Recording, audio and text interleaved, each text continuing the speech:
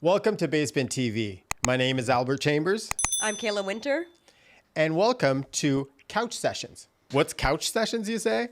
Couch Session is basically for engineers, producers, songwriters that work in studios that have qualms about talking about the frustrations of working alongside themselves and artists. Though this is a safe space for engineers and everyone else in the industry alike, I think it's also a space for us to make opportunity for clients, both present and future, to see a little bit of what we do, what can be expected, what not to expect, what's normal, what's not so normal.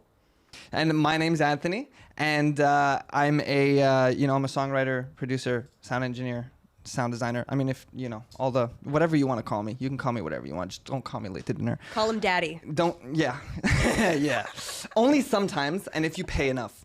And I'm here, and I'm here with these two lovely people, and we're gonna talk some shit, I guess, some mad shit. But it's not gonna be like super bad. Like it's not talking shit. It's like therapy, right? Mm-hmm. It is therapy. It's therapy, and we just want to let y'all know that you're not alone in what you're going through as a creative. This is like the hardest industry to make it in as a creative. I think so. I think Yeah. I think one of the things in the introductory was, and the description was, what to expect and what not to expect when you go into a studio. Mm-hmm. If you're an artist and all of a sudden you want to record a song, mm-hmm. do you need an engineer? Do you need a producer? Do you even know how the process works? There are a lot of expectations, mm-hmm. I should say. Mm-hmm. You know, one thing. So this is a safe space where we want to be able to talk about things that grind our gears, sometimes things that we don't really want to express. We don't want to upset anybody, but this is a safe space. You know what grinds my gears? Tell us, Kayla. Yeah. We're talking about needing an engineer or not needing an engineer. I think that for people who are not in this industry, or maybe who are getting their first fresh start, they seem to think that a lot of people seem to think that this is something super easy that everybody can do. Right. And as a studio manager, who's running the studio and making sure that all of them are equipped the way that they need to be to help and facilitate everybody, I often get artists coming in who book a recording session stating that they don't need an engineer because they know what they're doing. And what ends up happening is that I, or whoever else is working, is scrambling to manage the bands and also help that person in the studio because they have zero idea what they are doing at all.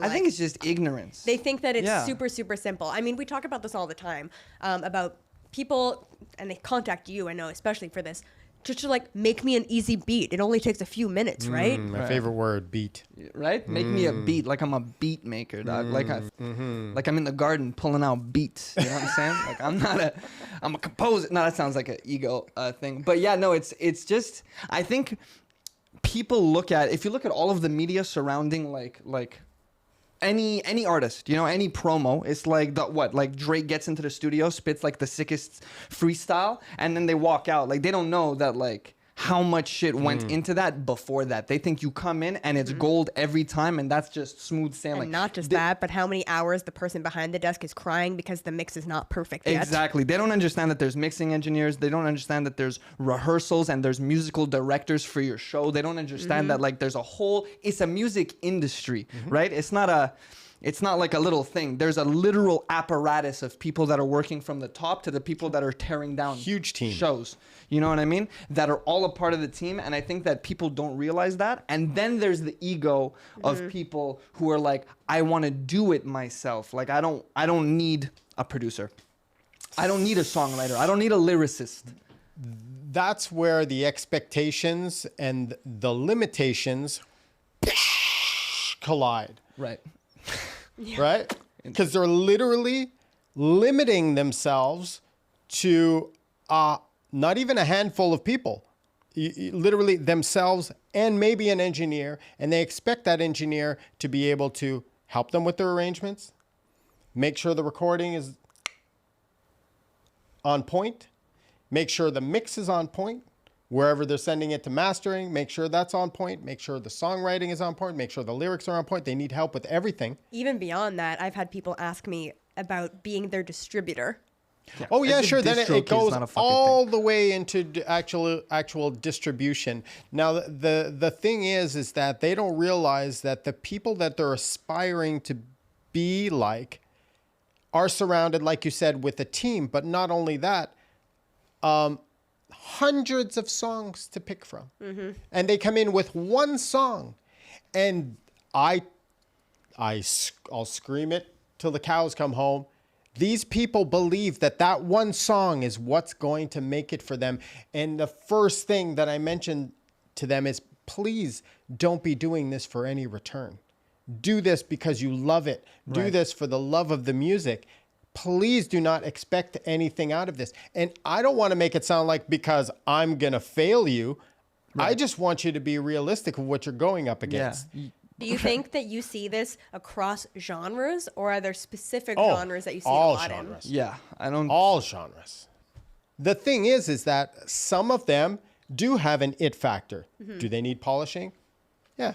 Always. Yeah, sure, in? sure. Which Yeah. you No, should have always. teams of people Once to help again, you like, with that. and I love that, like you brought up the polishing, because it's the same thing with, like, if ever you've recorded an artist, then you have to put autotune on their voice, like a singer in Yeah. particular, and they're like, I don't want autotune. It's like, babe, Ariana Grande has fucking autotune on her voice, Absolutely. and her voice is incredible. Yeah. Everybody is Everybody. going through vocal correction, so you always need polishing, no matter how good you are. There's always that. Because, and they always need polishing, and they ask, why do I need autotune on my vocal? Because it's become such a standard now that it's become part of the sound. So part of the sound doesn't mean the effect of autotune, but being perfectly in pitch is part of the sound. Yeah.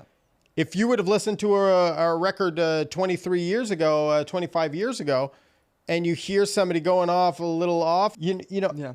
that's a little, it sounds a little bizarre to somebody that's listening to contemporary music. And Sure. At Led Zeppelin, all of their Like, discography. there are a lot of Right? people, maybe of like the generation, before mine, before that, and they'll say that music sounds different now.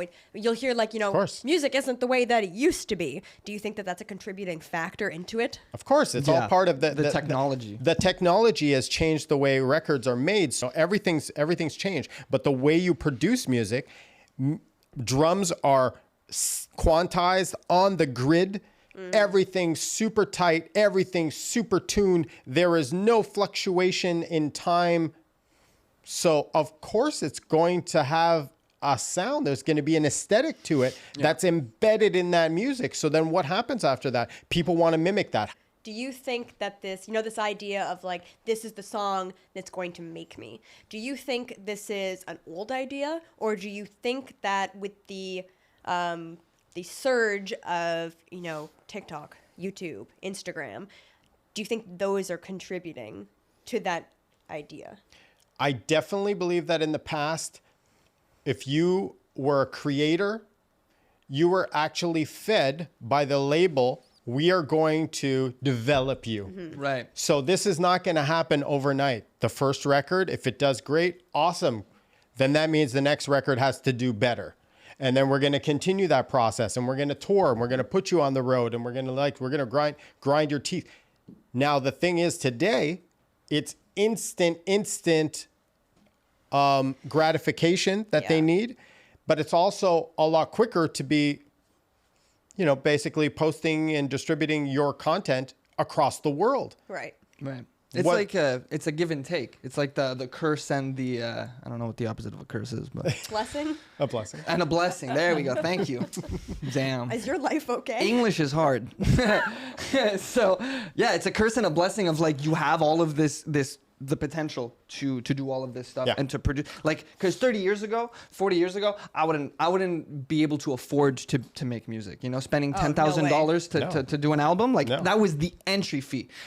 So that no one was coming around fucking around in the studios. That's right. Because that's $10,000. So I think the technology makes it so that people are not only able to just make stuff super easy without them understanding actually what it used to take, and also they're looking at the lottery winners. Oh, look at this one person who like made his first song, put it online, and it blew up. Like if you wanna it's like, how do you want to become rich? You want to start your own business, or do you want to play the lottery? Because the lottery will get you rich, but it's not guaranteed.